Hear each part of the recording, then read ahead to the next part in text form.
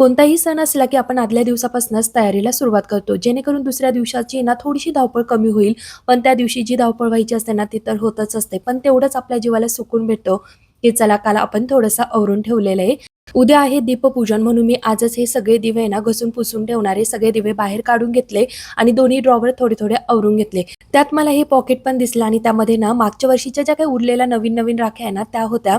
आणि त्याचबरोबर एक आर्टिफिशियल मी हार पण आणून ठेवलेला होता, गजरा. तर तो पण दिसला. आता इथून पुढे सणवार सुरू होणार आहे तर लागणारच आहे. तर ते सगळं मी आवरून घेतलं. हा जेजूरवरचा भंडारा आहे, तो मला या बरणीमध्ये ओतून घ्यायचा होता आणि तो ओतण्यासाठी मला किती दिवसानंतर मुहूर्त लागलेला आहे. म्हणजे जेव्हा पण मी कुयरीमध्ये भंडारा ओतून घ्यायची ना, म्हणजे हळद, तर तेव्हा तेव्हा आहे ना सगळीकडे असं पिवळं पिवळं होऊन जायचं आणि तेव्हा तेव्हा म्हणायचे की मी आता आहे ना हा सगळा भंडारा म्हणजे पिशवीतनं बरणीमध्ये मला तो फिलअप करून घ्यायचा होता. पण ते काही त्याला मुहूर्त लागला नाही. फायनली आज त्याला मुहूर्त लागलेला आहे.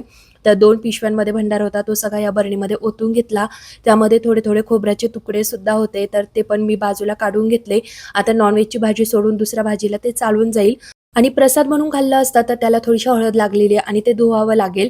त्यापेक्षा भाजीलाच मी ते खोबरं वापरून घेणार आहे. बरणी व्यवस्थित पुसून घेतली आणि त्यानंतर समईपासून ते छोट्याशा दिव्यापर्यंत जेवढे काही माझ्याकडे दिवे होते ना ते सगळे भैया पावडरने घसून घेतले. लगेच स्वच्छ धुवून घेतले आणि नॅपकिनने पुसून सुद्धा घेतले. आणि त्यामध्ये मी दगडी दिवा पण घेतलेला आहे, त्याला पण घसून आणि पुसून ठेवणार आहे आणि उद्या त्याचं सुद्धा पूजन केलं जाणार आहे. तर आता आदल्या दिवशी तर इतकी तयारी केलेली आहे, बघू आता उद्या धावपळ होते की नाही. तर चला आजसाठी इतकंच, भेटूया पुढच्या व्हिडिओ सोबत. Bye bye.